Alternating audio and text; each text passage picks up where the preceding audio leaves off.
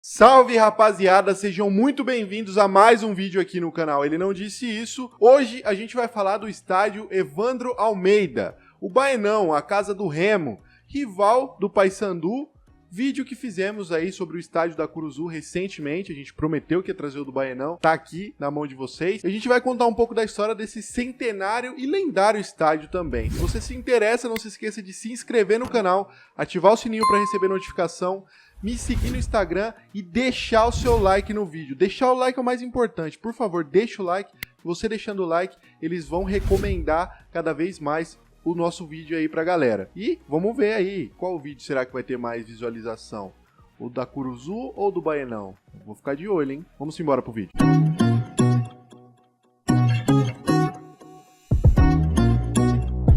O estádio Evandro Almeida é um estádio de futebol brasileiro, de propriedade do Clube do Remo.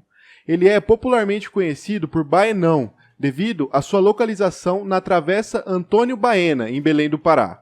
No dia 15 de agosto de 1917, data que marcou o aniversário de 6 anos de reorganização, o Clube do Remo inaugurou seu campo de futebol. O campo azulino media 110 metros de comprimento por 70 metros de largura e comportava 2.500 pessoas distribuídas por uma arquibancada dividida em duas linhas de extensão por pavilhão superior que se destinava às famílias dos sócios e à parte inferior aos sócios. Nas arquibancadas onde ficavam os sócios se abrigavam também em sua extensa área, o almoxarifado, a secretaria e até uma ambulância. Para os jogadores, foram separados 2 vestiários, 2 banheiros com chuveiros, além de sanitários. O Baenão foi o primeiro a ter instalações elétricas para jogos noturnos desde 1940, o pioneiro da região norte e nordeste, com 32 refletores distribuídos por 8 torres, cada uma com 4 refletores. As torres, 4 de cada lado, tinham 17 metros de altura. Após uma vasta programação que foi iniciada com salva de 21 tiros pela manhã, foi disputada a partida inaugural da Praça Esportiva entre os times da Reserva Naval e da Seleção da Liga Paraense de Futebol. Os jornais não divulgaram o placar da partida, informando apenas as escalações e o árbitro, Hugo Leão. Em 1935, o Remo reestruturou seu estádio com arquibancadas maiores e, para comemorar a reinauguração do estádio, o Remo convidou o Paysandu para um jogo amistoso no dia 26 de maio de 1935, vencendo pelo placar de 5-4. E no dia que completava seus 29 anos de reorganização, o Remo inaugurou os refletores do seu campo de futebol.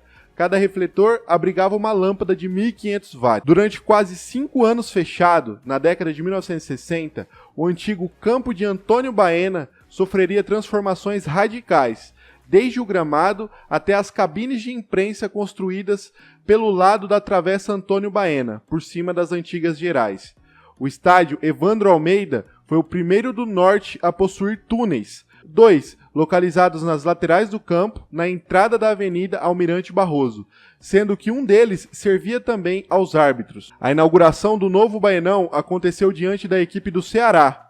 1-1 foi o resultado final. Logo depois foi construído o terceiro túnel, por ocasião da participação do Remo pela primeira vez no Campeonato Brasileiro da Primeira Divisão, em 1972, após conquistar a Taça Norte e Nordeste do ano anterior. É onde hoje se encontra o privativo aos jogadores azulinos. Quando o Remo entrou na Primeira Divisão Nacional, em 1972, os tobogãs das arquibancadas, localizadas por trás das metas, foram ampliados em sua altura e a capacidade do estádio passou a ser de 20.000 pessoas. O Baenão recebia grandes públicos. Na década de 70, o sucesso do Leão comandado por Mesquita, Alcino e companhia atraía mais de 30.000 espectadores, o que superava até a sua capacidade máxima, o que a gente já percebeu aqui no decorrer de vários vídeos e que era muito normal.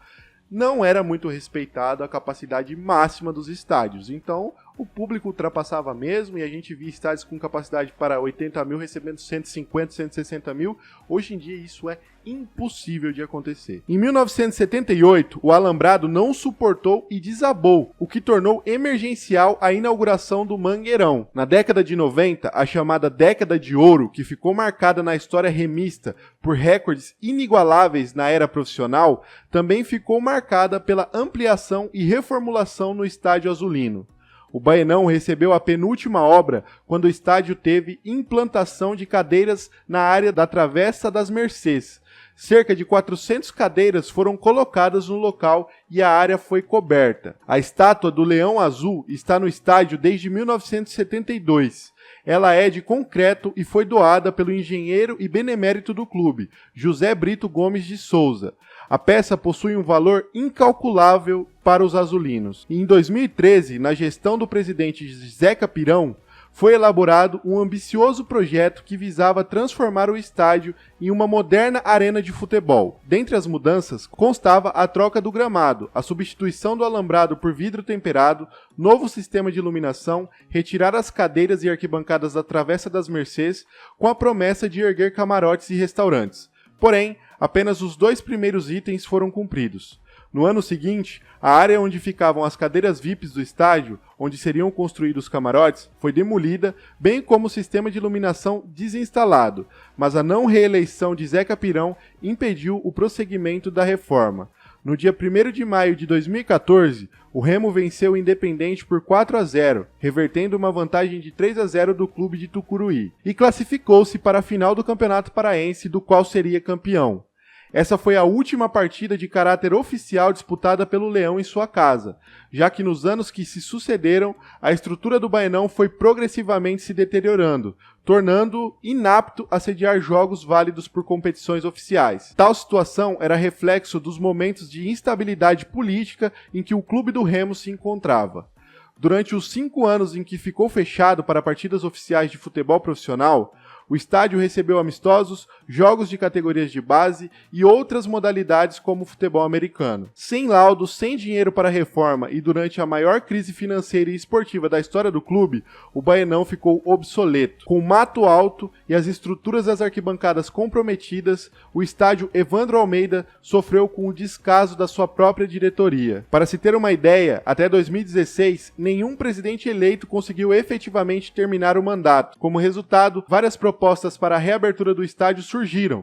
No entanto, nenhum apresentou resultados significativos. Foi então que em 2017 um grupo de torcedores resolveu tomar a frente das obras através do projeto O Retorno do Rei ao Baenão, que previa a volta do estádio após a conclusão de 10 etapas. Como sempre, a torcida salvando o estádio, salvando o clube. A gente já viu aí também vários exemplos disso acontecendo. E quando ninguém se importa e quando mostram descaso com o clube, é sempre a torcida que está lá para dar um jeito.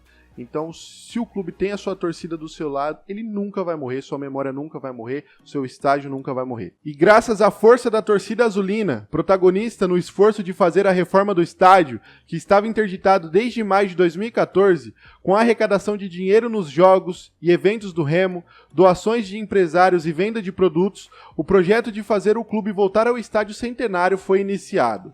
Mesmo com todas as dificuldades, todo o empenho foi recompensado e, depois de 5 anos, o Baenão foi reaberto, cumprindo todas as exigências impostas pela CBF e com capacidade para 13.792 torcedores. Este grupo de torcedores lançou um site em que prestava contas de todas as doações recebidas e os gastos com a obra, e essa transparência foi essencial para o sucesso do projeto. Imagina aí se uma diretoria abre um site desse e presta conta.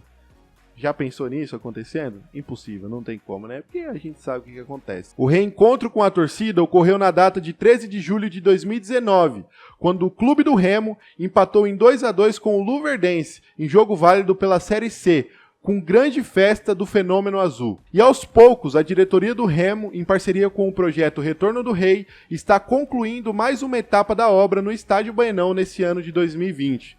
A direção do Leão Azul já adquiriu os refletores e segue trabalhando no estádio para adaptar algumas áreas para a instalação do novo sistema de iluminação, que dessa vez será todo em LED. O maior público que o Baenão recebeu foi no jogo entre Remo e Paysandu, vencido pelo Remo por 5-2, no dia 7 de setembro de 1976. Comportando 33.487 torcedores. E de acordo com o livro Leão Azul Centenário, do jornalista Ferreira da Costa, na partida Remo 0, Paysandu 0, em 17 de maio de 74, o Baenão recebeu um público estimado em 35 mil pessoas. Nos mais de 100 anos de existência de um dos mais importantes estádios da região norte, Muitos foram os atletas que vestiram a camisa do mais querido em um dos palcos mais charmosos da cidade. Entretanto, um em especial seria marcante na história do clube. Trata-se do maior jogador de futebol de todos os tempos, o Rei Pelé. Foi na noite de 29 de abril de 1965, quando o Remo teve um amistoso contra o Santos, diante de um Baenão lotado. Pelé adentrou o gramado com a camisa remista e um buquê de rosas. Recebeu vibrantes aplausos da torcida. Outra nobreza do rei teve origem em um pênalti, que a própria torcida azulina exigiu que o Pelé batesse.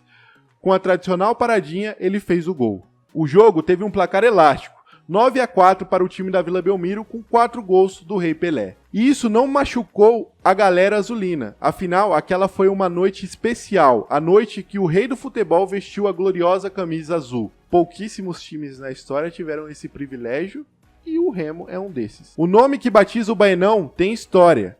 Um ex-zagueiro do clube que machucou a cabeça durante uma partida e ainda assim voltou ao campo e deu a vitória ao Leão Azul com um gol de cabeça, Evandro de Melo Almeida, um dos principais jogadores no início das atividades do Clube do Remo, ajudando o time remista em grandes conquistas. Após pendurar as chuteiras, o ex-atleta passou a atuar ativamente na administração do clube sem fins lucrativos, o que lhe rendeu o título de benemérito azulino.